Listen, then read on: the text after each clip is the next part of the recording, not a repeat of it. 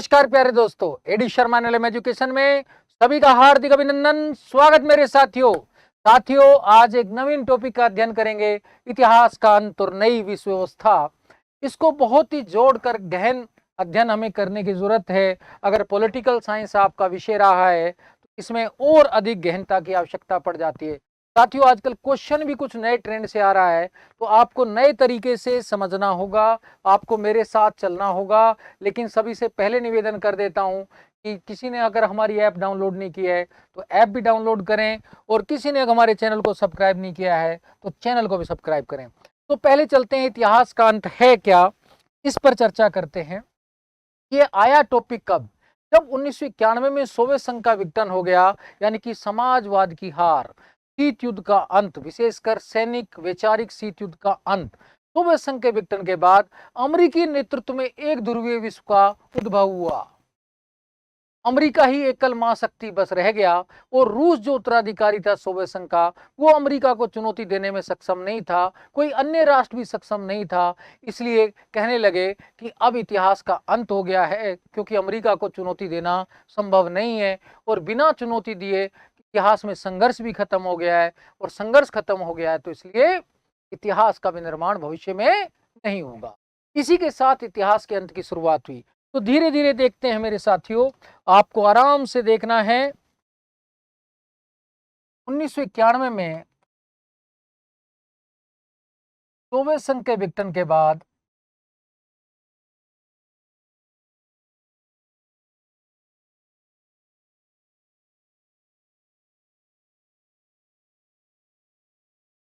अमेरिकी नेतृत्व में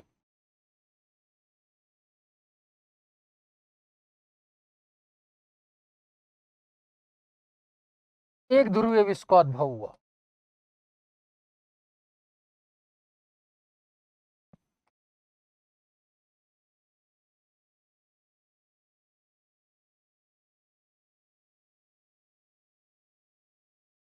इस एक ध्रुवीय विश्व में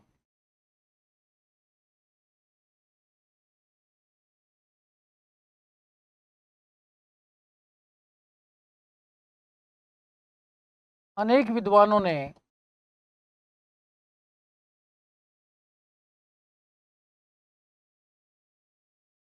अमेरिका को हाइपर पावर कहा।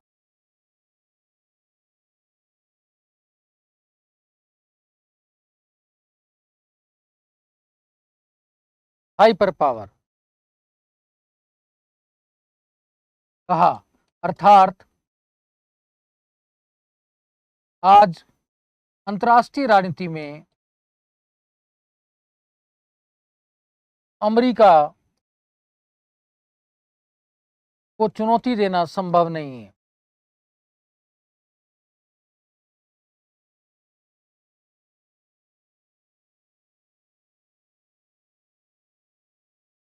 इसलिए अंतर्राष्ट्रीय राजनीति में संघर्ष समाप्त हो गया है।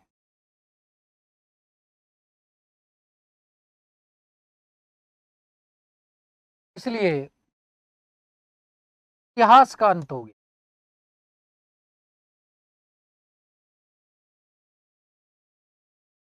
इतिहास का अंत हो गया है।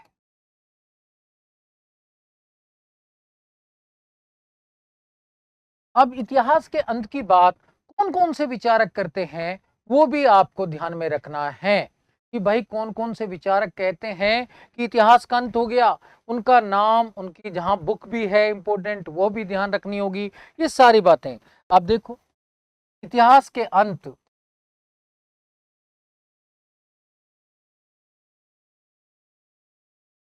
या अमेरिका को हाइपर पावर कहने वाले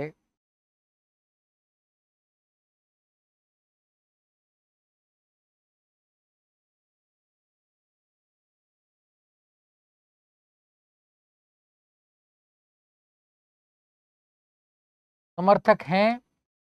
अब साथियों, ये सारी चीजें आपको ध्यान रखना। पहला नाम आता है फ्रांसिस फुकुयामा का, मैं लिखता हूं तो आप फ्रांसिस फुकुयामा को ध्यान में रखें। क्या नाम है? Francis Fukuyama. ये हंटिंगटन के शिष्य भी थे और कहीं ना कहीं मूल रूप से जापानी थे। शिक्षा दीक्षा अमेरिका में हुई थी और इन्होंने नए नए राजनीति विकास की कॉन्सेप्ट भी दिए थे कि पॉलिटिकल डेवलपमेंट क्या है, वो भी इन्होंने कहीं ना कहीं बताया था। और फ्रांसी फुकुयामा ने बेसिकली किताब लिखी थी, the end of history the last man, end of history the last man, ये किताब लिखी थी। इनकी बुक का नाम क्या है? The end of history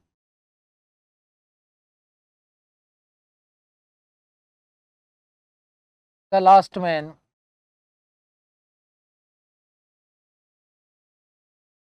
1992। इसमें वो कहते हैं कि सोवियत संघ के विघटन के बाद आज पूंजीवाद जीत गया है और सारी दुनिया पूंजीवाद ही अपना रही है और इसलिए वास्तव में संघर्ष भी खत्म हो गया है कि पूंजीवाद की जीत हो गई है और अमेरिका को चुनौती देने वाला कोई राष्ट्र नहीं। ये लिखते हैं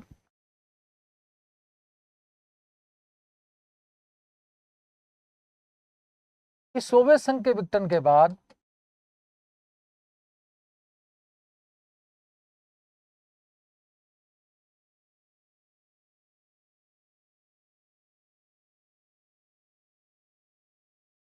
अमेरिका को चुनौती देने वाला कोई राष्ट्र नहीं।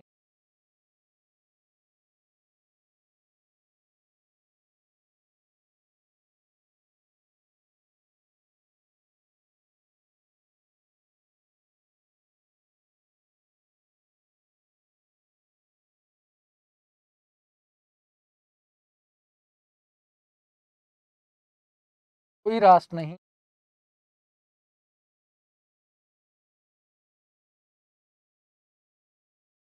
आज अमेरिका और पूंजीवाद,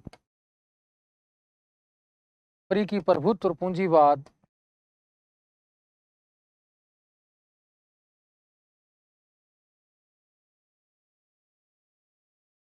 को सभी स्वीकार कर रहे। तो इन्होंने बेसिकली कहा और अपनी बात रखते हुए इन्होंने इतिहास के अंत की शुरुआत कर दी इस बात पर कि वास्तव में आज तो ये हो ही चुका है। अब आगे देखते हैं कि वास्तव में और कौन कौन से थिंकर हैं जो ये बातें करते हैं, तो उनका भी नाम धीरे धीरे ध्यान रखना है। दूसरा नाम है किम रिचर्ड। नाम सुनना भी जरूरी है, लिखना भी जरूरी है। William Gladstone.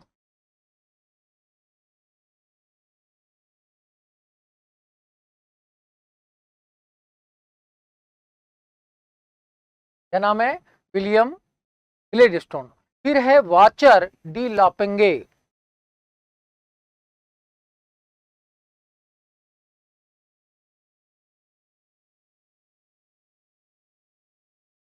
Watcher de Lapouge. इसके बाद पेरिग्रीन, पेरिग्रीन भी हैं। थॉमस स्मावेल,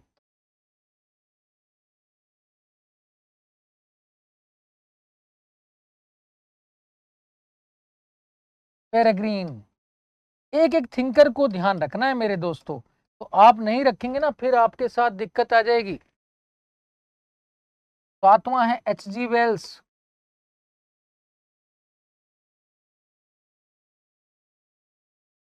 एच जी वेल्स को भी ध्यान में रखेंगे तभी। Michel Chevalier, Michel Chevalier. क्योंकि क्वेश्चन में कौन सा पूछा जाएगा ये गारंटी नहीं है, ये आपको ध्यान रखना है। जब आप असिस्टेंट प्रोफेसर या नेट की तैयारी कर रहे हैं तो थोड़ी सी गहनता होना बहुत जरूरी है मेरे दोस्तों। तो ये ध्यान रखना है, मिशेल सेविलियर का नाम भी पता रहना चाहिए। अब उसके बाद जो है, तो ये तो आपको 8 तो ध्यान रह गए।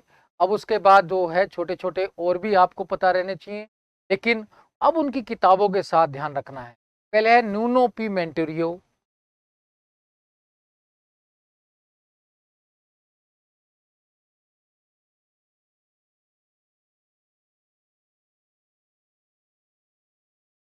नूनो पी मेंटेरियो, इनकी किताब भी थोड़ा ध्यान रखनी है मेरे दोस्त, क्योंकि ये पूछ लेगा फिर रोना नहीं है कि भाई नूनो पी मोंटेरियो की किताब क्या है। वो भी यूनिपोलर पॉलिटिक्स। क्या नाम है? यूनिपोलर पॉलिटिक्स 2014 की है। अब ये बुक बहुत इंपॉर्टेंट है, इसमें ध्यान रखना है कि मिडिल ईस्ट में कार्रवाई की बात भी करते हैं, कहते हैं कि वास्तव में मिडिल ईस्ट में जो कार्रवाई हो रही है वो कहीं ना कहीं वो सब, यानी कि इराक पर आक्रमण, अफगानिस्तान पर सैनिक कार्रवाई, सब प्रकार की कार्रवाई अमेरिकी प्रभुत्व को शो करती हैं। तो ये मिडिल ईस्ट यानी कि इराक पर सैनिक कार्रवाई,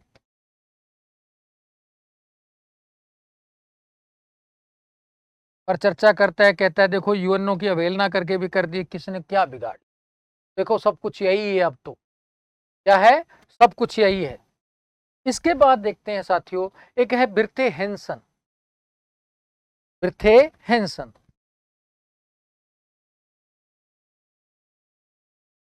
है हैंसन, इन्होंने बहुत अच्छी किताब लिखी थी, वो किताब को unipolarity and world politics, unipolarity की बुक है, unipolarity and world politics.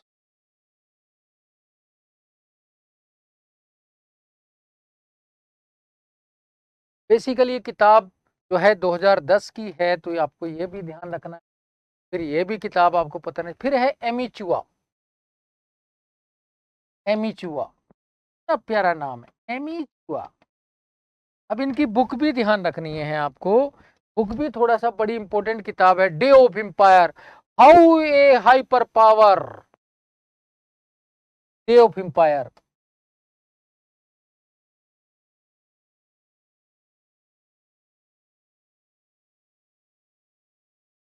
How a hyper power rise in to global, rise to global 2007 की। ये भी अमेरिका का, कहते हैं कि भाई अमेरिका का दाना चुगना खाया, तो ये भी वही बात करेंगे, तो ये भी ध्यान में आपको रखना है। फिर साथियों एक थिंकर और है, वो भी माइकल मेंडमबाम, माइकल मेंडलबाम। अब इन्होंने 2022 में किताब लिखी थी, वो किताब बड़ी अच्छी है, the four stages of American foreign policy. मैं लिख देता हूं उनकी book, the four stages of American. किताबें ध्यान रखनी है साथियों, हमें क्वेश्चन करना है, तो फिर बुक्स आ गई तो आप रोना ना शुरू करें। Policy, peak power, great power, super power and hyper power.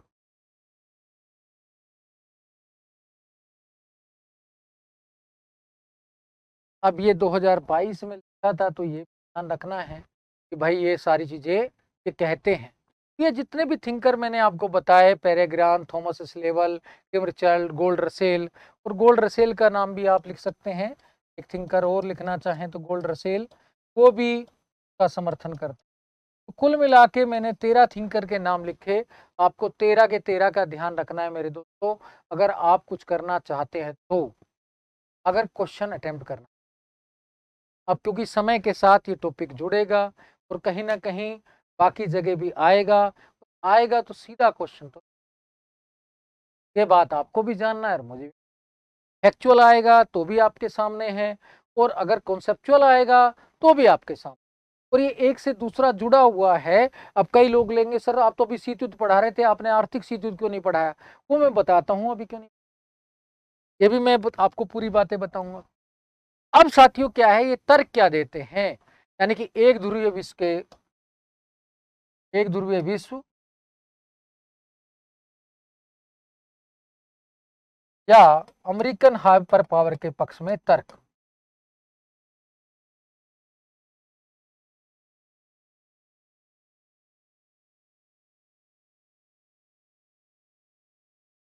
पक्ष में तर्क। तर्क क्या देते हैं, कहते हैं देखो कि वास्तव में सोवियत संघ के विघटन के बाद अमेरिकी राष्ट्रपति सीनियर जॉर्ज बुश ने नई विश्व व्यवस्था की घोषणा की थी।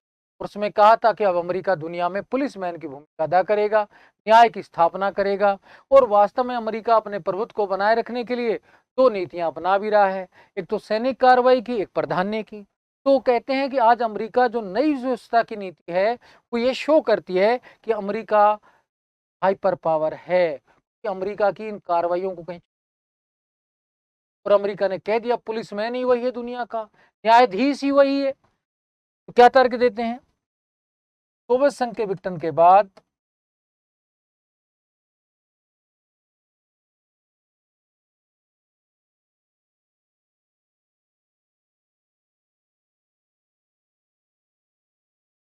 अमेरिकी राष्ट्रपति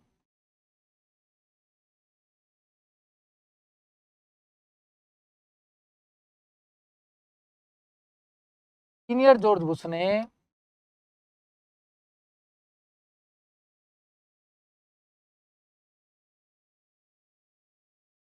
नई विश्व व्यवस्था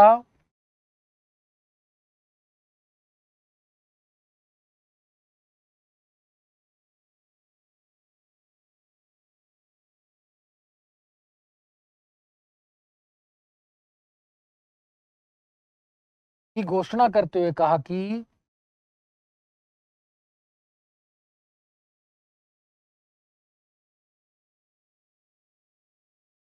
अब अमेरिका विश्व में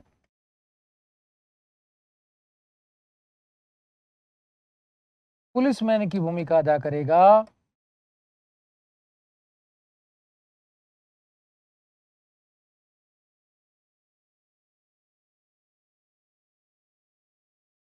और न्याय की स्थापना कर, यानी कि न्याय क्या है दुनिया में वो अमेरिका के शब्दों में होना चाहिए। अमेरिका जो करेगा वो करेगा, और जो प्यार से मानेगा प्यार से मनाएगा, जो लट से मानेगा डंडे से मानेगा, सैनिक कार्रवाई से मानेगा सैनिक कार्रवाई से मानेगा। तो अपनी नई विश्व व्यवस्था को क्रियान्वित करने के लिए, यानी कि अमेरिकी प्रभुत्व को बनाए रखने के लिए अमेरिका दो प्रकार की कार्रवाई भी कर रहा है, ये सभी थिंकर कहते हैं। अमेरिका नई विश्व व्यवस्था की स्थापना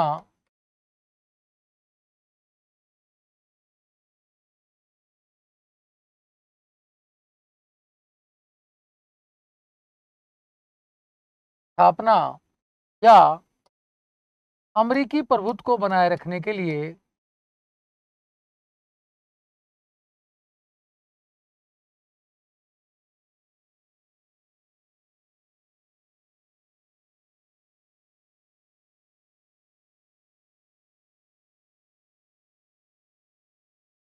दो प्रकार की कार्रवाई कर रहा है।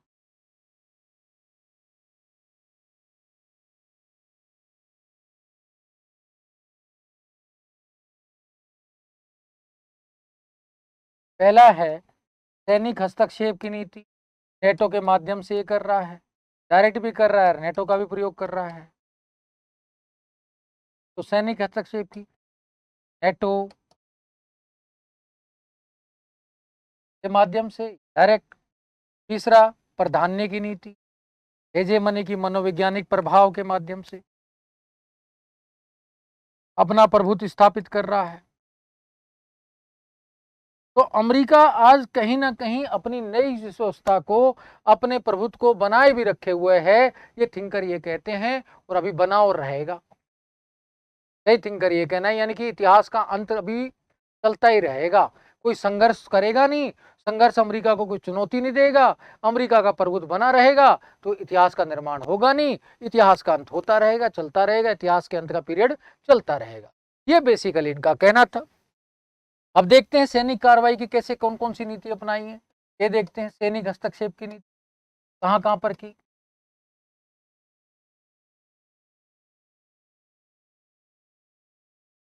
सबसे पहले तो देखें, उसने 1995 में हेती में हस्तक्षेप किया।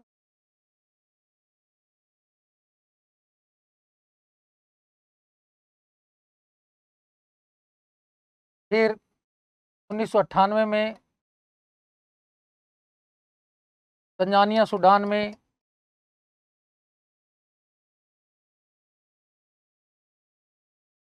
केनिया में कुछ स्थानों पर, केनिया के कुछ स्थानों पर हमला।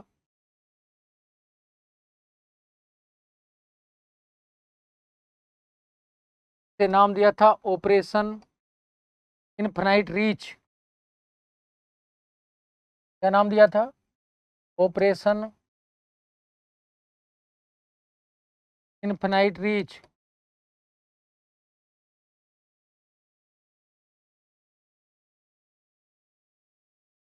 फिर सर्बिया पर हमला 99 में कोसोवो के नाम पर।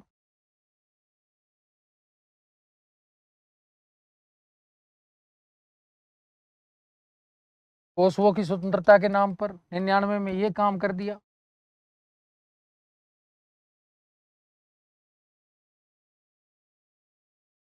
फिर भी रुका नहीं, रुकना तो काम ही नहीं। आगे देखते हैं, ABC स्मॉल लिखे हैं तब कोई बात नहीं, चलते हैं आगे। देखते हैं स्मॉल में 2001 में अफगानिस्तान पर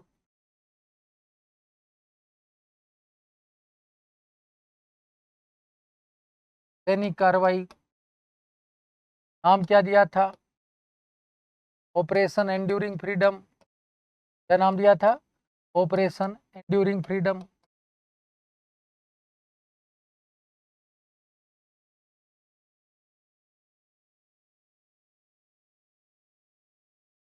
ना, ये 9/11 घटना के बाद हुई थी। 9/11 आतंकवादी घटना के बाद की थी, याद है ना आपको?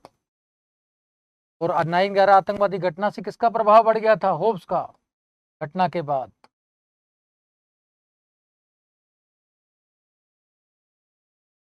तालिबान शासन का अंत कर दिया था यहाँ पर, ये भी आपको ध्यान रहना चाहिए। उसके बाद देखते हैं 2003 में ऑपरेशन इराकी फ्रीडम के माध्यम से, इराकी फ्रीडम या डेजर्ट स्टॉर्म,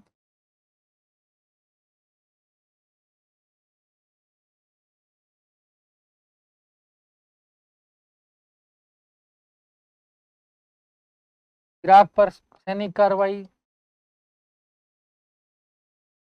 रुकना तो है ही नहीं था उसको, अपनी कार्रवाइयां तो करता ही रहा है ना।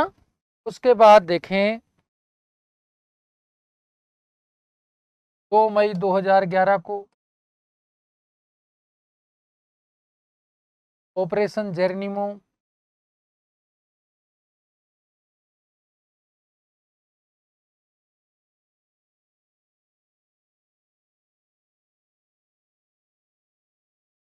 के माध्यम से पाक के एबटाबाद में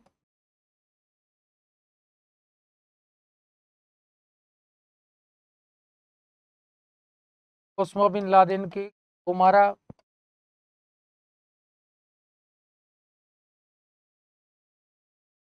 अलकायदा के प्रमुख थे ना ये, आतंकवादी संगठन के, को मार गिराया। अब इसको पर्टिकुलर एक नाम भी दिया जाता है, थोड़ा सा आपको ध्यान रखना है। इसको ऑपरेशन नेपच्यून स्फीयर भी कहते हैं। क्या कहते हैं? ऑपरेशन इस जेरेनिमो को नेपच्यून स्फीयर ही कह देते हैं, ये आपको ध्यान। फिर आगे देखें, इसी प्रकार से मार्च 2011 में लीबिया पर कार्रवाई की थी। मार्च 2011 में, थोड़ा डेट में बाद में है तो कोई बात नहीं, मार्च 2011 में लीबिया में भी गृह युद्ध चल रहा था अरब स्प्रिंग के कारण। लीबिया में सैनिक कार्रवाई ये नेटो के माध्यम से की थी। इसमें फ्रांस ने तो ऑपरेशन हरमट्टन चलाया था, फ्रांस ने भी किया, कनाडा ने भी किया, ब्रिटेन ने भी किया और इसने भी किया। ऑपरेशन ओडिसी डॉन चलाया था। कौन सा चलाया था? अमेरिका ने ऑपरेशन पोडिसीडोन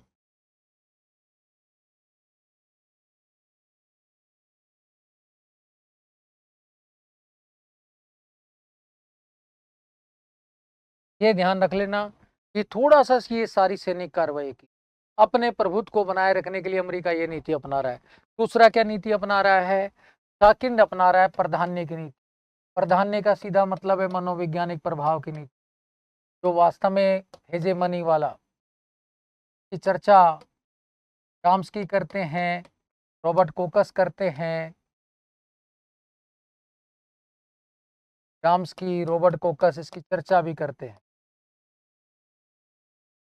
नव मार्क्सवादी हैं दोनों के दोनों, ये नव प्राधान्य की बात करते हैं, है ना? वही नव प्राधान्य की बात करते हैं, ये सिंपल प्राधान्य की बात करते हैं।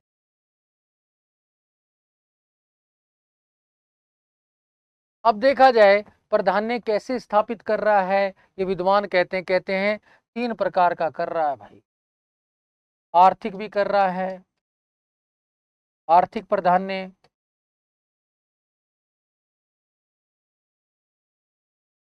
सैनिक प्राधान्य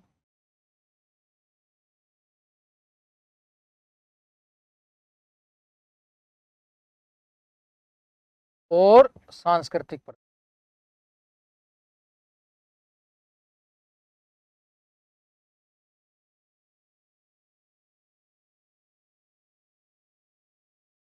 आर्थिक प्राधान्य कैसे? सबसे बड़ा बजट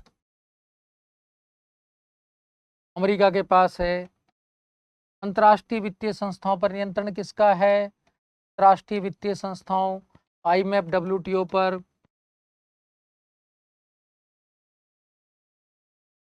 आईएमएफ, डब्ल्यूटीओ पर अमेरिकी नियंत्रण। अब किसको कोई कुछ चीज़ चाहिए होगी तो अमेरिका से मिलेगी, इसलिए अधिकांश राष्ट्र अमेरिकी प्रभुत्व को मान लेते हैं। फिर इधर देखते हैं सैनिक प्राधान्य, वैश्विक कमान है,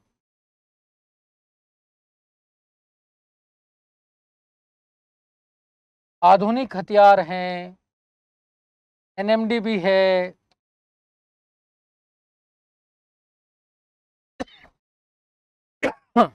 आधुनिक हथियार है,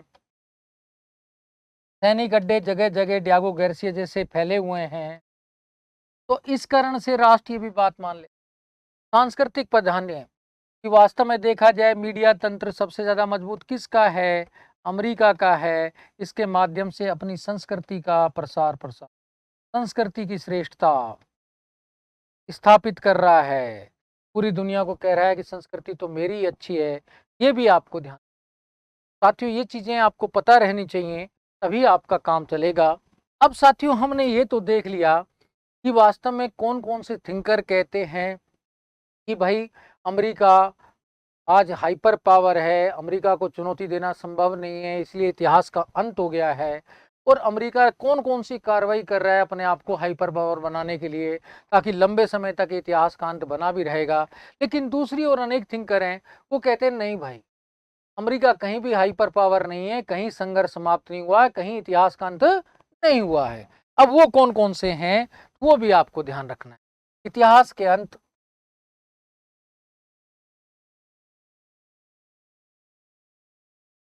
वह एक ध्रुवीयता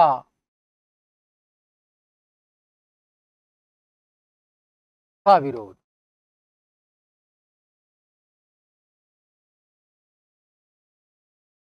अब ये क्या क्या कहते हैं वो भी आपको ध्यान में कि वास्तव में ऐसे कौन कौन से विचारक हैं जो कहते हैं नहीं, संघर्ष तो आज भी विद्यमान है, अमेरिका को अनेक चुनौतियां मिल रही हैं। इनका कहना है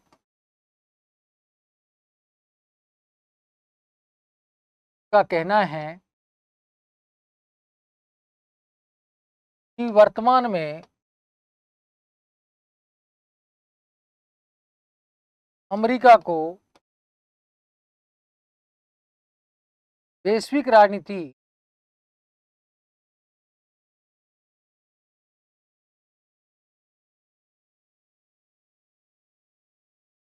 के साथ साथ आंतरिक क्षेत्र में भी चुनौतियां मिल रही हैं।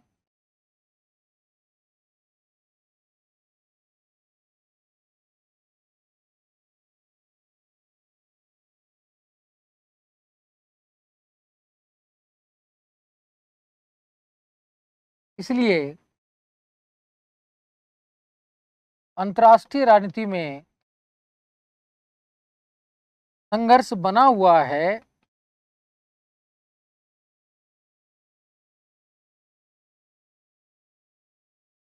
इतिहास का अंत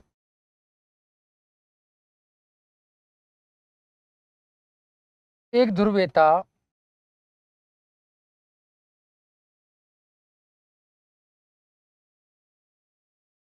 की बात पूर्णतः सत्य नहीं। कुछ प्रभाव भले हो कि अमेरिका थोड़ा ज़्यादा पावरफुल हो गया हो, लेकिन पूर्णतः सत्य नहीं है कि एक ध्रुवीयता का विरोध करने वाले थिंकर हैं। इसमें कौन कौन से जो कहते हैं कि वास्तव में अमेरिका के सामने चुनौतियां मिल रही हैं, तो वास्तव में इतिहास के अंत के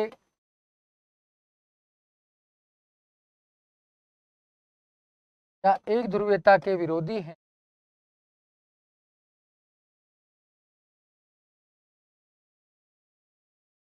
अब ये नाम आपको ध्यान रखने हैं और इनके तर्क भी साथियों ध्यान रखने हैं, तभी आपका काम चलेगा।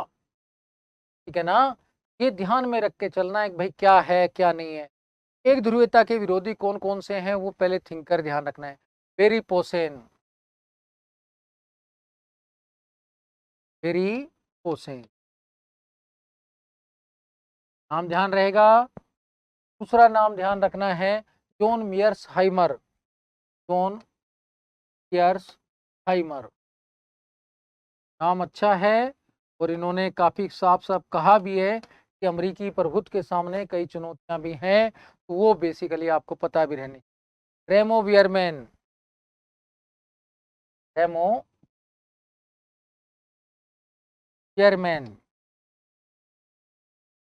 ये भी ये बात करते हैं कि चुनौतियां ज़्यादा हैं। फिर ईमा हेस्फोर्ड और इवन कपूर, ईमा हेस्फोर्ड, इवन कपूर ऊपर ये भी ये बात करते हैं। फिर बेसिकली बाचा, ईरेंडन, हुरेल, हुरेल का नाम मैं पहले लिख देता हूँ, हुरेल और भी थिंकर हैं के बारे में अभी हम चर्चा करेंगे। हुरेल, उसके बाद है वालस्टीन, वालस्टीन का ध्यान रखना है। पहले कितनी संख्या थी? 5। अब हम देखते हैं 6 पर। वालस्टीन उन्होंने बुक लिखी थी डिक्लाइन ऑफ अमेरिकन पावर, कि आज अमेरिका का तो पतन हो रहा है भाई।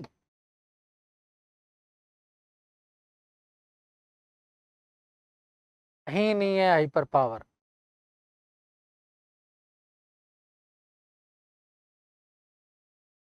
ये भी विरोध करते हैं। वालस्टीन के बाद देखते हैं बाचा, किरेंडन। बाचा कहते हैं ब्रिक राष्ट्र महाशक्ति के रूप में उभर रहे हैं, अमेरिका को चुनौती मिल रही है, बहुध्रुवीय विश्व हो रहा है कि ब्राजील, रसिया, इंडिया, चाइना ये उभरती हुई महाशक्तियां, इसलिए अमेरिका को चुनौती मिल रही है। किरेंडन कहते हैं इब्सा राष्ट्र, किरेंडन क्या कहते हैं? इब्सा राष्ट्र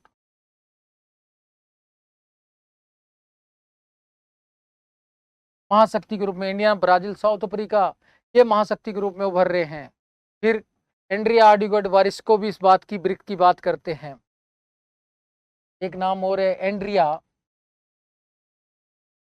नाम के लेख बहुत ज्यादा अभी थोड़ा एडोआरडी, ये भी बेसिकली वारिस्को ये भी ब्रिक की बात करते हैं कि ब्रिक राष्ट्र है ना जो वो महाशक्ति के रूप में उभर रहे हैं, बहुध्रुवीय विश्व का निर्माण हो रहा है, अमेरिका एक ध्रुवीय नहीं है, बहुध्रुवीय को जा रहा है। ये थिंकर कहते हैं अंतर्राष्ट्रीय राजनीति तो एक ध्रुवीय से बहुध्रुवीय होती जा रही है। क्या क्या कहना है? उपयुक्त का कहना है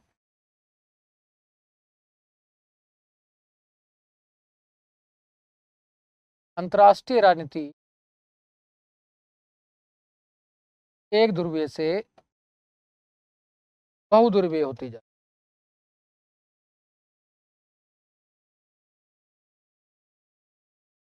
इसलिए कहना अमेरिका हाइपर पावर है, कि भाई अकेले इतिहास चुनौती देने वाला नहीं है। जब बहुदूर भी होती जा रही है तो चुनौती मिलेंगी, सामने शक्तियां बराबर की मिलेंगी, कहाँ से हाइपर पावर है। और भी तर्क देखें, और तर्क देखते हैं तो साथियों और भी आपको तर्क नजर आता है कि बेसिकली वो तर्क है वास्तव में शीत युद्ध को क्या वास्तव में सोवियत संघ के विघटन के बाद अमेरिका को चुनौती नहीं, शीत युद्ध समाप्ति हो गया था? नहीं। अब व्यवहारिक रूप में देखें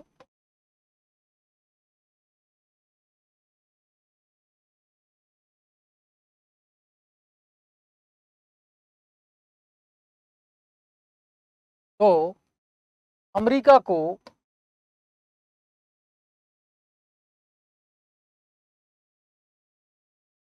आंतरिक व बाह्य क्षेत्र में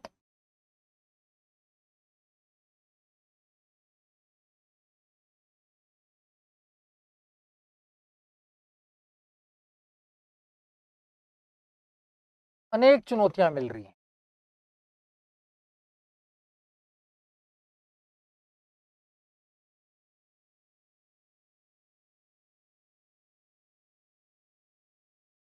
अब आंतरिक चुनौतियों में देखें, आंतरिक चुनौतियों में सबसे बड़े देखें, आंतरिक चुनौतियां कौन कौन सी हैं वो भी आपको, आंतरिक चुनौतियों में सबसे ज्यादा इंपॉर्टेंट है Farid Zachariah. Farid Zachariah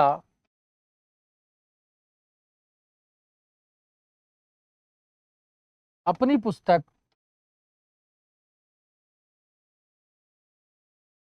post American world में लिखते हैं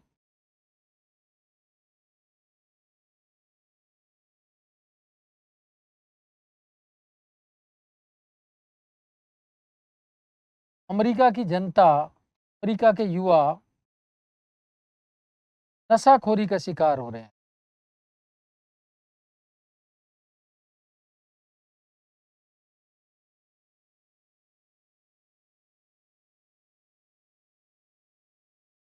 अर्थव्यवस्था पर बाह्य लोगों का नियंत्रण बढ़ रहा है।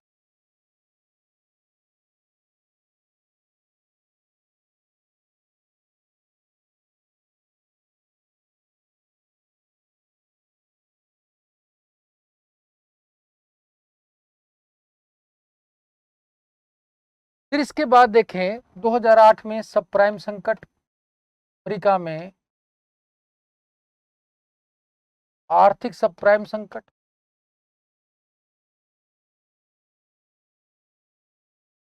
अब अमेरिका जैसे राष्ट्र में जब आर्थिक संकट आएगा स्थिति तो गड़बड़ होगी।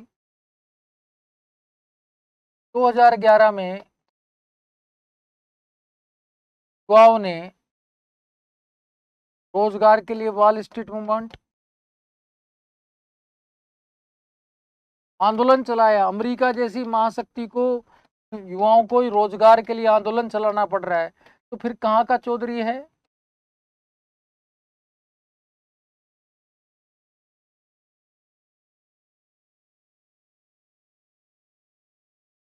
2013 में शट डाउन की स्थिति, जब वास्तव में वहां की सीनेट ने बजट नहीं पारित किया तो अमेरिका के ऑफिस ही बंद होने लग गए। तो फिर क्या है? प्रेस स्वतंत्र है, प्रेस भी आलोचना करती है।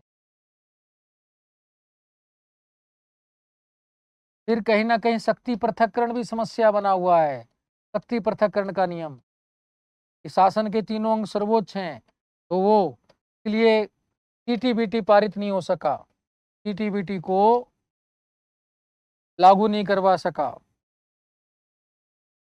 क्योंकि संसद ने, सीनेट ने अनुमति नहीं दी। अमेरिका दुनिया में कहता है सीटीबीटी लागू करो, फोर्स कर रहा था भारत को इधर उधर, लेकिन अपने घर में ही पारित नहीं करा सका। क्या चौधरी है? तो ये समस्याएं आंतरिक हैं। बाह्य भी समस्याएं देखें तो बाह्य भी समस्याएं हैं, बाह्य चुनौतियां भी बहुत सारी हैं।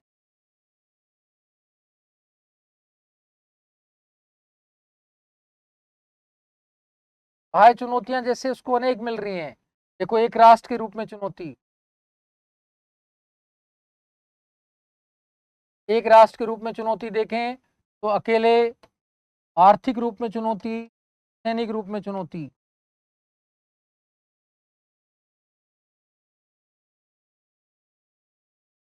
फिर साथियों दो राष्ट्रों के गठबंधन के रूप में देखें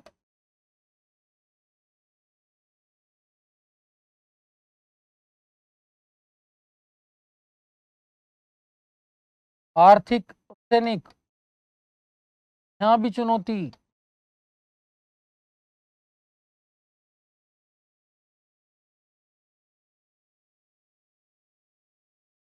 क्षेत्रीय आर्थिक संगठन के रूप में देखें,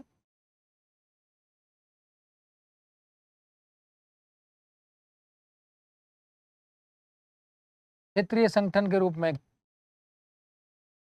आर्थिक सैनिक,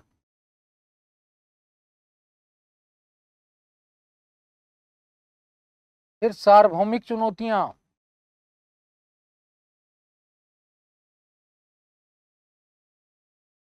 और अन्य चुनौती। अब देखो कहां कहां संघर्ष नहीं कर रहा बेचारा, और आप कह रहे हैं अमेरिका तो हाइपर पावर है, कोई चुनौती नहीं दे रहा। इतनी तो चुनौतियां मिल रही हैं, इनकी कोई सीमा ही नहीं है। अब पहला देखें, आर्थिक रूप से कौन चुनौती दे रहा है? जापान। आज अमेरिका के घरों में जापानी इलेक्ट्रॉनिक सामान है। क्या चौधरी है जिसके घर में वास्तव में दूसरे देश का सामान रखा हो? सैनिक रूप से रूस चुनौती दे रहा है, कभी हाइड्रोजन बम का निर्माण कर रहा है, कहीं कभी अमेरिका के विरोधियों को एकजुट कर रहा है, और कभी अमेरिका की इराक कार्रवाई की आलोचना कर रहा है। हर जगह कहीं ना कहीं रूस अमेरिका का विरोध कर रहा है अंतर्राष्ट्रीय स्तर पर। तो वास्तव में ये भी एक चुनौती बना हुआ है। फिर दो राष्ट्रों के गठबंधन के रूप में देखें, दो राष्ट्रों के गठबंधन के रूप में देखें तो वो भी चुनौती दिखाई दे रही है। आर्थिक रूप में यूरोपीय संघ चुनौती दे रहा है। तो वास्तव में आर्थिक शीत युद्ध जब चला था, आर्थिक शीत युद्ध चल किसके बीच में रहा है? ईयू और नाफ्टा के बीच में। यहां पर भी चुनौती क्यों दे रहा है? सैनिक रूप से एससीओ, संघाई सहयोग संगठन, जो 2001 में बना था। अब क्षेत्रीय संगठन के रूप में देखें, ये क्षेत्रीय संगठन के रूप में ही है। सॉरी साथियों,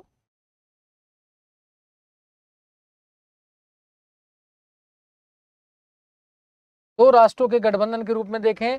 आर्थिक रूप में जो है कि इटली और जर्मनी ने समझौता किया है, हम अमेरिका का माल यूरोप में नहीं बिकने देंगे।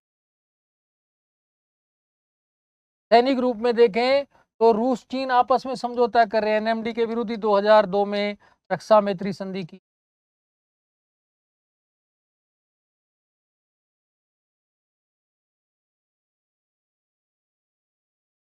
क्षेत्रीय संगठन के रूप में देखें, क्यू दे रहा है, और यहाँ एससीओ दे रहा है। क्यू कब बना था? 93 में। तभी से कहते हैं आर्थिक युद्ध चल रहा है यू और नाफ्टा के बीच में। और संघाई सहयोग संगठन नेटो का विरोधी कहीं ना कहीं रूस चाहता है इसको नेटो का एक विकल्प तैयार करने के रूप में। सार्वभौमिक संगठन में यूएनओ भी कहीं ना कहीं आलोचना करता है, जैसे सैनिक कार्रवाई की 2003 की स्पष्ट आलोचना की थी। इराक पर आक्रमण किया था अमेरिका में, तो यूएनओ ने आलोचना की थी। अन्य चुनौतियां भी हैं। अन्य चुनौतियों में क्या है? वो बेसिकली है वैचारिक चुनौतियां भी, और इस्लामिक सभ्यता, ये भी कहीं ना कहीं चुनौती है। ईरान में पश्चिमीकरण का विरोध हो रहा है।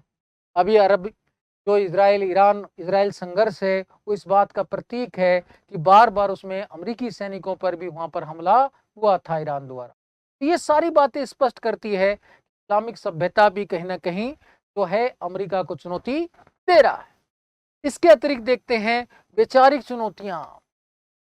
वैचारिक चुनौती भी कहाँ एल्बा जैसे संगठन दे रहे हैं। कहते हैं पिंक टाइड के बाद लेटिन अमेरिकी देशों में वापिस से कहीं ना कहीं समाजवाद का प्रभाव दिखाई देता है। तो इस तरीके से वैचारिक चुनौतियां भी मिलती।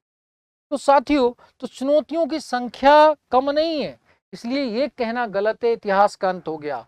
1991 से अगर हम 2000 तक की वैश्विक राजनीति देखें तो इसमें यूरोपीय संघ और अमेरिका के सैनिक आर्थिक संगठन नाफ्टा में आर्थिक संघर्ष दिखाई देता है।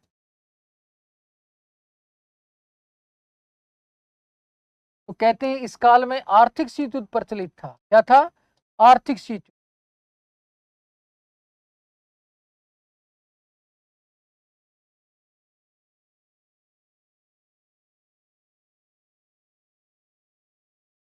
अगर 2000 के बाद अब तक देखें 2000 के बाद की अंतर्राष्ट्रीय राजनीति देखें कि अंतर्राष्ट्रीय राजनीति में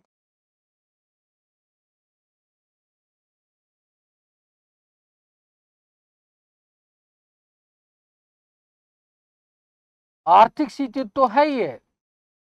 आर्थिक शीत युद्ध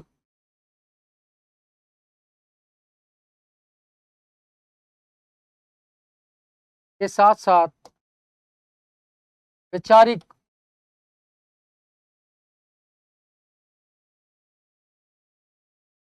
वैचारिक भी है और सैनिक शीत युद्ध भी प्रचलित है।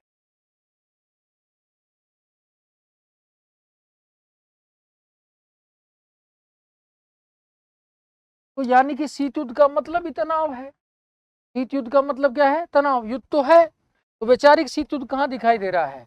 लैटिन अमेरिकी देशों में। वैचारिक शीत युद्ध देखें लैटिन अमेरिकी देशों में।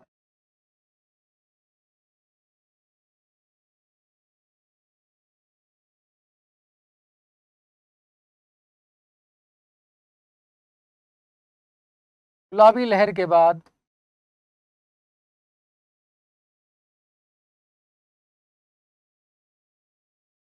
समाजवाद के प्रति झुकाव बढ़ा है।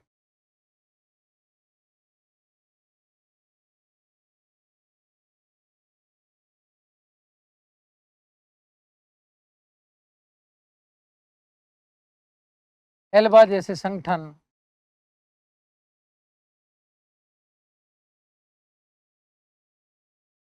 टोलूसर बैंक बना रहे हैं। टोलूसर बैंक बना लिया उन्होंने। इसकी मुद्रा शुक्र है।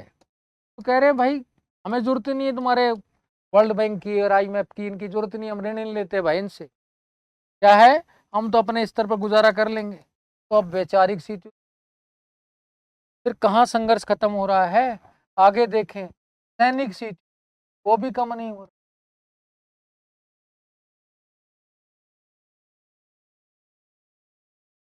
अब कहीं ना कहीं रूस तो चुनौती दे ही रहा है। कहाँ कहाँ चुनौती दे रहा है रूस? वो ध्यान देखो, हर जगह हाइड्रोजन बम का परीक्षण किया।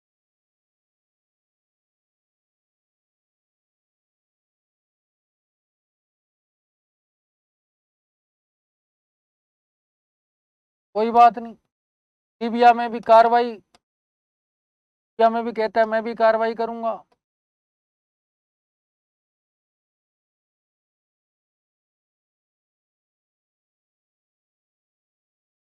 पूरी यूरोप में नेटो का विरोध।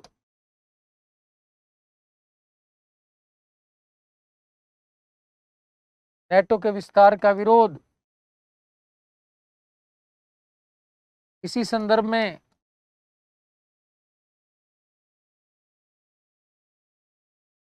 2022 में यूक्रेन पर आक्रमण,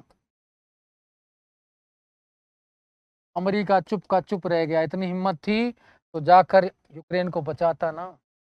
संघर्ष तो विद्यमान है, अमेरिका कुछ कर ही नहीं पाए। यहाँ अभी देखो ईरान इजराइल संघर्ष में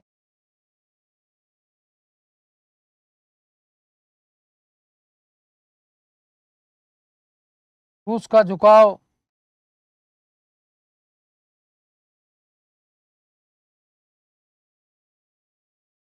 ईरान की तरफ है।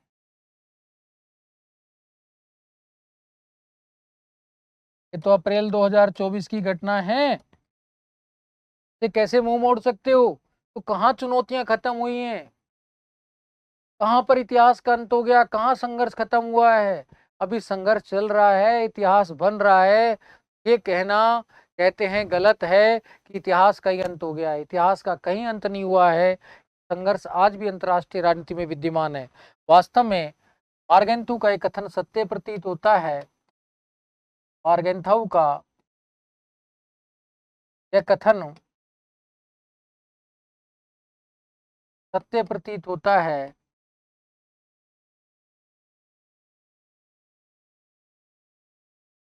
कि जब तक अंतर्राष्ट्रीय राजनीति राष्ट्र राज्य पर आधारित है,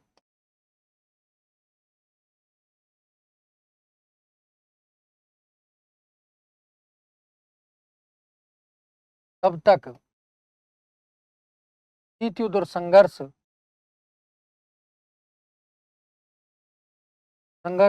बना रहेगा,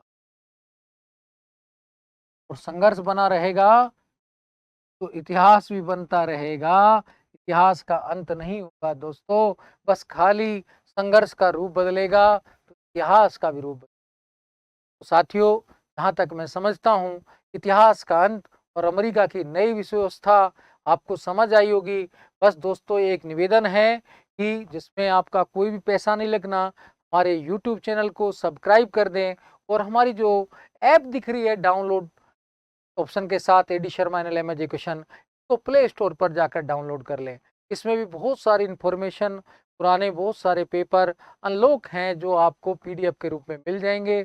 आप उन सेवाओं को आप निःशुल्क लाभ उठा सकते हैं और अपने भविष्य को सुंदर बना सकते हैं और सफलताएं एग्जाम में हासिल कर सकते हैं।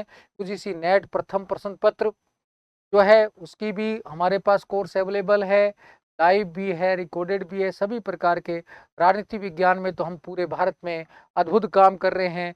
दिल्ली के, झारखंड और यहाँ तक कि आंध्र प्रदेश और तमिलनाडु के छात्र भी हमारे साथ जुड़े हुए हैं। अब बस यह है कि आप सभी लोग जितना जुड़ेंगे, आप लोग समर्थन देंगे, उतना ही कहीं ना कहीं हमारा परिवार बढ़ेगा और हमारी सेवाओं की गुणवत्ता भी और अधिक बढ़ेगी। साथियों, वैश्वीकरण के युग में जितना ज़्यादा विस्तार होता है उतना ही तकनीकी प्रगति भी होती है। साथियों, सभी से निवेदन है कि आप हमारे साथ अधिक से अधिक लोगों को जोड़ें। धन्यवाद दोस्तों। जय हिंद, जय भारत।